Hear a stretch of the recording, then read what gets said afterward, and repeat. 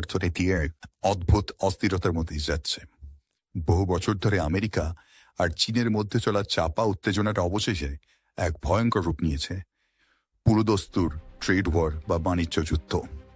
এই বিষয়ে বিস্তারিত জানার আগে কয়েকটি বাণিজ্যিক শব্দ জানা দরকার, বিশেষত ট্যারিফ ও ট্রেড ডেফিসিট।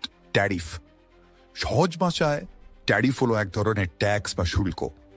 যখন কোনো দেশ অন্য কোনো দেশ থেকে পণ্য আমদানি করে, তখন সেই পণ্যের উপর যে অতিরিক্ত কর বসানো হয় তাকেই ট্যারিফ বলে। সরকার এই ট্যারিফ বসানোর মাধ্যমে মূলত দুটি কাজ করে। প্রথমত, দেশের নিজস্ব শিল্পকে বিদেশি প্রতিযোগিতার হাত থেকে বাঁচানো। কারণ বিদেশি পণ্যের দাম ট্যারিফের কারণে বেড়ে যায়, তখন দেশি পণ্য তুলনামূলকভাবে সস্তা হয় এবং লোকে সেগুলো কিনতে উৎসাহিত হয়।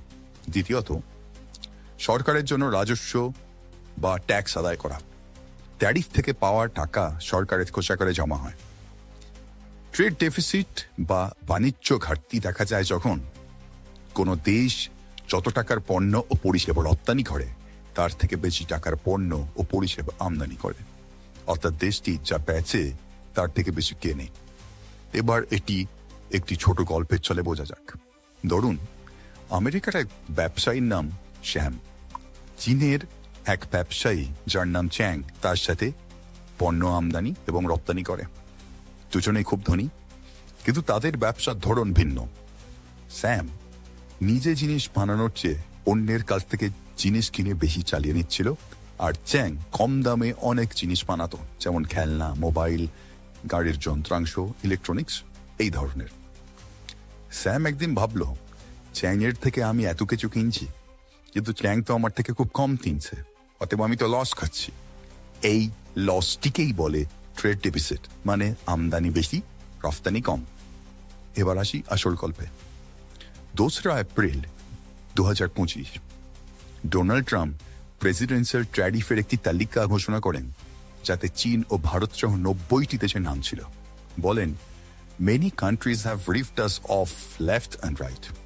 ওনার মতে পৃথিবীর সমস্ত দেশ নাকি আমেরিকা, যেটা কিনা বিশ্বের সবচেয়ে ধনী দেশ, তাদেরকে লুট করছিল বছরের পর বছর। এই প্রসঙ্গে বলে রাখি, আমেরিকার জিডিপি 30.34 ট্রিলিয়ন মার্কিন ডলার। ডোনাল্ড ট্রাম্প বললেন, কিন্তু আর নয়। ডোনাল্ড ট্রাম্পের মতে বিদেশ থেকে আমদানি করা পণ্যের উপর এই ট্যারিফ বসিয়ে তিনি আমেরিকার ট্রেড ডেফিসিট কমাবেন। এই জন্য এমার্জেন্সি পাওয়ারও তিনি ব্যবহার করেন, যা গণতন্ত্রের পক্ষে কোনোভাবেই সমীচীন নয়। আমেরিকা চীনকে $439.9 বিলিয়ন পণ্য বিক্রি করে, আর চীন থেকে আমদানি করে $734.9 বিলিয়ন পণ্য। অর্থাৎ চীনের সাথে ব্যবসায় আমেরিকার ট্রেড ডেফিসিট বা ঘাটতি হয় $295 বিলিয়ন। অর্থাৎ শতাংশের হিসেবে আমেরিকার ট্রেড ডেফিসিট হল 67% চীনের সাথে ব্যবসায়। তাই আমেরিকা সরাসরি চীনের উপরে এই 67% ট্যারিফ ট্যাক্স বসায়। চীনের প্রতিবাদে 2 দিন পর, অর্থাৎ 4 এপ্রিল, আমেরিকার পণ্যের উপর 34% ট্যারিফ বসায়। এবার ডোনাল্ড ট্রাম্প চীনকে সতর্ক করে বলে, যদি 2 দিনের মধ্যে এই ট্যারিফ না সরানো হয়, তাহলে আরো 50% ট্যারিফ বসানো হবে চীনের আমদানিকৃত পণ্যের উপর। কিন্তু চীনের তরফ থেকে কোনো প্রতিক্রিয়া না আসায় 9 এপ্রিল আমেরিকা আরো 50% ট্যারিফ বাড়িয়ে দেয়। চীনও পাল্টা 50% ট্যারিফ বাড়িয়ে দেয় আমেরিকার পণ্যের উপর। শুরু হলো ট্রেড ওয়ার। শেষমেশ আমেরিকা চীনের পণ্যের উপর 125% ট্যারিফ বসায়। বিনিময়ে চীনও আমেরিকার উপর সমান, অর্থাৎ 125% ট্যারিফই বসায়। বিশ্ব অর্থনীতির একটি বড় অংশ আমেরিকা ও চীনের উপর নির্ভরশীল। তাদের মধ্যে এই ধরনের সংঘাত ইতিমধ্যে বিশ্ববাজারে অস্থিরতা সৃষ্টি করেছে, যার প্রভাবে ভারতের শেয়ার বাজার এবং অর্থনীতির উপরও প্রভাব পড়েছে।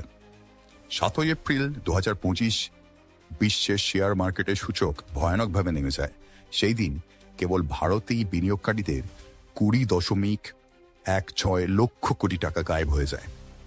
সিঙ্গাপুরের প্রধানমন্ত্রী লরেন্স ওং বলেন যে, শেষমেশ যখন বিশ্ব এরকম ট্রেড ওয়ার দেখেছিল, তখন সালটা ছিল 1930, আর ফলশ্রুতিতে যুদ্ধ শুরু হয়, যা শেষমেশ দ্বিতীয় বিশ্বযুদ্ধের রূপ নেয়।